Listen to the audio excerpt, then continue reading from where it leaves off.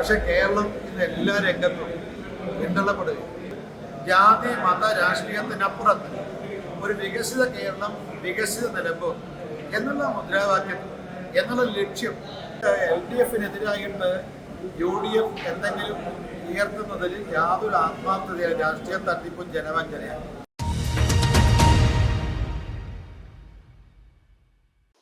നിലമ്പൂരിൽ പ്രചാരണം കൊടുമ്പിരിക്കൊള്ളുമ്പോഴും BJP സ്ഥാനാർത്ഥി മോഹൻ ജോർജിലും പ്രവർത്തകരിലും മത്സരത്തിന്റെ വീറും വാശിയുമൊന്നും കാണാനില്ല.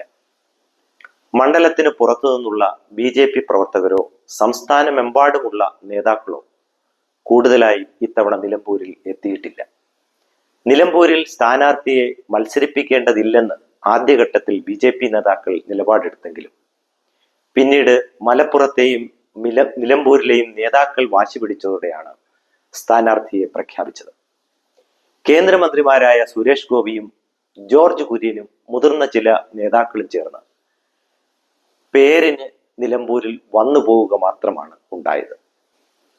തദ്ദേശ തെരഞ്ഞെടുപ്പിൽ മുന്നേറ്റം നേടാനുള്ള ആസൂത്രണങ്ങൾ താളം തെറ്റാതിരിക്കാനും ന്യൂനപക്ഷ വിഭാഗങ്ങളിൽ സ്വാധീനമുറപ്പിക്കാനുമുള്ള രാഷ്ട്രീയ തന്ത്രമാണ് BJP നിലമ്പൂരിൽ സ്വീകരിച്ചിട്ടുള്ളത്. തിരഞ്ഞെടുപ്പുകളിൽ ഇടതുപക്ഷത്തിനും വലതുപക്ഷത്തിനും BJP വോട്ടുകൾ മറിച്ചു നൽകുന്നു എന്ന സ്ഥിരം ആരോപണ പ്രത്യാരോപണങ്ങൾ നിലമ്പൂരിലും ഉയർന്നു കേൾക്കുന്നുണ്ട്. ഇതിനിടെ M സ്വരാജ് ജയിക്കുമെന്ന് BJP അനുകൂല മാധ്യമപ്രവർത്തകനായ ഷാബു പ്രസാദ് സാമൂഹ്യ മാധ്യമങ്ങളിൽ കഴിഞ്ഞ ദിവസം പ്രഖ്യാപിച്ചത് വിവാദം സൃഷ്ടിച്ചിരുന്നു. നിലമ്പൂർ ഉപതെരഞ്ഞെടുപ്പിൽ BJP ഉയർത്തുന്ന രാഷ്ട്രീയ നിലപാടുകൾ BJPയുടെ പ്രമുഖ നേതാവും ദേശീയ നിർവാഹക സമിതി അംഗവുമായ ശ്രീ PK കൃഷ്ണദാസ് മലയാള ന്യൂസിനോട് സംസാരിക്കുന്നു. കേരളത്തിലെ മുഴുവൻ ജനങ്ങളും ഒരു മാറ്റത്തിന്റെ പാതയിലാണ്. ഒരു 6.5 പതിറ്റാണ്ടിലധികമായിട്ട് മാർക്സിസ്റ്റ് പാർട്ടിയും കോൺഗ്രസും അവരെ മുന്നണികൾ മാറി മാറി ഭരിക്കുന്നുണ്ട്. പക്ഷെ കേരളം ഇന്ന് എല്ലാ രംഗത്തും പിന്തള്ളപ്പെടുകയും നമ്മുടെ പുതിയ തലമുറക്ക് അവർക്ക് വേണ്ടത്ര വിദ്യാഭ്യാസം ലഭിക്കുന്നില്ല, ആവശ്യമായ വിദ്യാഭ്യാസം ലഭിക്കുന്നില്ല, വിദ്യാഭ്യാസം ലഭിച്ചവർക്ക് തൊഴിൽ ലഭിക്കുന്നില്ല. അതുകൊണ്ട് വിദ്യാഭ്യാസവും തൊഴിലും വേണ്ടി ഒരു വർഷം 30,000-ലധികം കുട്ടികൾ വിദേശത്തേക്ക് പോകുന്നു. കാർഷിക രംഗം, വ്യാവസായിക സർവ്വ മേഖലയും തകർന്നുകൊണ്ടിരിക്കുന്നു. സാമ്പത്തിക മേഖല അധപ്പതനത്തിന്റെ നെല്ലിപ്പണി കണ്ടെത്തുന്നു. കേരളം എല്ലാ രംഗത്തും പിന്തള്ളപ്പെട്ടു. അത് ഈ കോൺഗ്രസിന്റെയും CPMന്റെയും കോൺഗ്രസിന്റെയും അവരുടെ മുന്നണികളുടെ ഈ ജനവിരുദ്ധ, ജനാധിപത്യ വിരുദ്ധ, വികസന വിരുദ്ധ, അഴിമതിയിൽ അധിഷ്ഠിതമായിട്ടുള്ള ദുർഭരണം കൊണ്ടാണ് കേരളത്തിലെ ജനങ്ങൾ ഇപ്പോൾ മോചനം ആരംഭിക്കുന്നുണ്ട്. 11 കൊല്ലക്കാലമായി നരേന്ദ്രമോദി രാജ്യം ഭരിക്കുന്നു, NDA രാജ്യം ഭരിക്കുന്നുണ്ട്. വികസനം രാജ്യത്ത് ഇതുവരെ ഉണ്ടാകാത്ത വികസനം ഉണ്ടാകുന്നു. മാത്രമല്ല ജനങ്ങൾക്ക് നല്ലൊരു ജീവിതം ലഭിക്കാനായിട്ടുള്ള നിരവധി ജനക്ഷേമ പ്രവർത്തനങ്ങൾ അദ്ദേഹം കൊണ്ടുവന്നു, ജനക്ഷേമ പദ്ധതികൾ കൊണ്ടുവന്നു.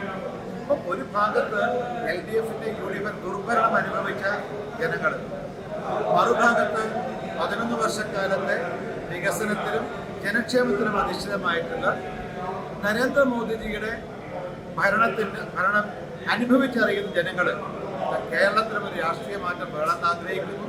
തീർച്ചയായും അതിൻ്റെ ആരംഭം എന്ന നിലയിൽ നിലമ്പൂരിലെ ജനങ്ങൾ ജാതി മത രാഷ്ട്രീയത്തിനപ്പുറത്ത് ഒരു വികസിത കേരളം, വികസിത നിലമ്പൂർ എന്നുള്ള മുദ്രാവാക്യം, എന്നുള്ള ലക്ഷ്യം, BJPയുടെ ലക്ഷ്യം, അത് നെഞ്ചേറ്റിക്കൊണ്ട് BJP സാരഥി, NDA സാരഥി ശ്രീമാൻ മോഹൻ ജോർജിന് താമര അടയാളത്തിൽ വോട്ട് ചെയ്യും. അവൻ അദ്ദേഹത്തെ ഭൂരിപക്ഷത്തോട് വിജയിപ്പിക്കും എന്നാണ് ഞങ്ങളുടെ പ്രതീക്ഷ. LDFും UDFന്റെയും 2 സ്ഥാനാർത്ഥികളായി കാണേണ്ടതില്ല.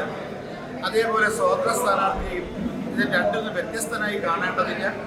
അതുകൊണ്ട് ഈ രണ്ടും, ഇനി UDF ആവട്ടെ LDF ആവട്ടെ, ഇത് സ്വതന്ത്ര സ്ഥാനാർത്ഥി ആവട്ടെ, ഇവരൊക്കെ ഒരേ മുന്നണിയിലെ ഘടകകക്ഷികളൊക്കെയാണ്.